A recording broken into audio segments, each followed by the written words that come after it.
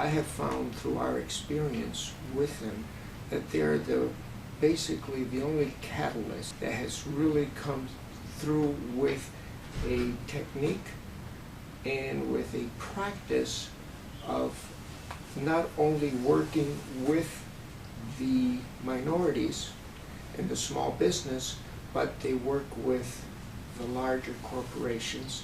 In my role as founding president of the Initiative for a New Economy, I've been fortunate to be able to call on major business leaders all around the city and state on behalf of supply diversity and the value of supply diversity. The opportunity to have more people involved in this economy was then directly led to our creating relationships between firms like Ariel's. In our view, when we think of who a community capitalist is, it's somebody who uses their strengths, their gifts, their creativity, their training to enhance not only themselves, but those around them and the community around them. And we thought of IDA immediately because volunteer service is part of the work that I do at the bank. Instead of talking so much about how to buy a home, I talked about, are you ready? Do you have the savings? Do you know how to do a budget? Do you know how to fix your credit?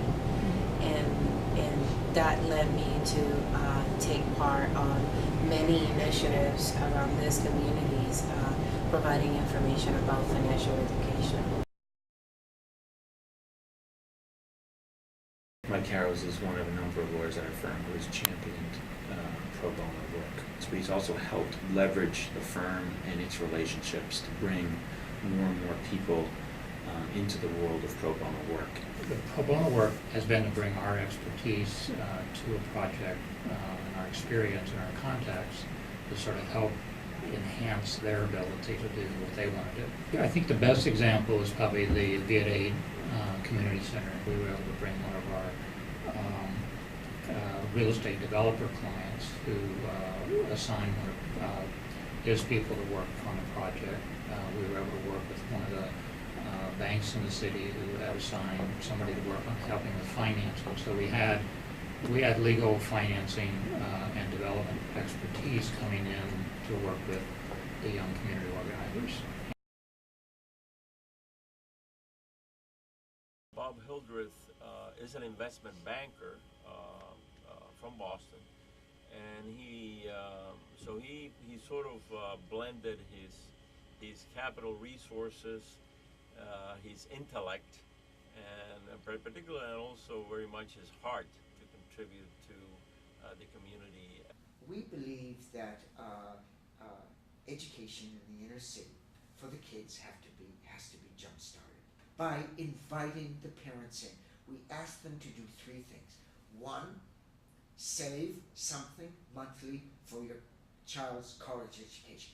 Two, meet together as a community and make sure that you support each other as you save together.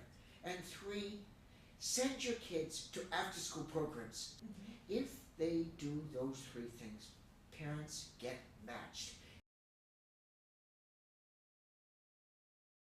We chose Martha because she is a great example of what a volunteer leader is. She's the kind of person who sees an issue and does something about it, as opposed to waiting for somebody else to step up to the plate.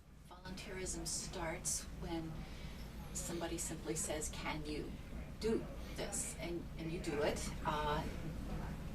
Then you become aware that there are other needs as well. And so my efforts are the why, which is very focused on children.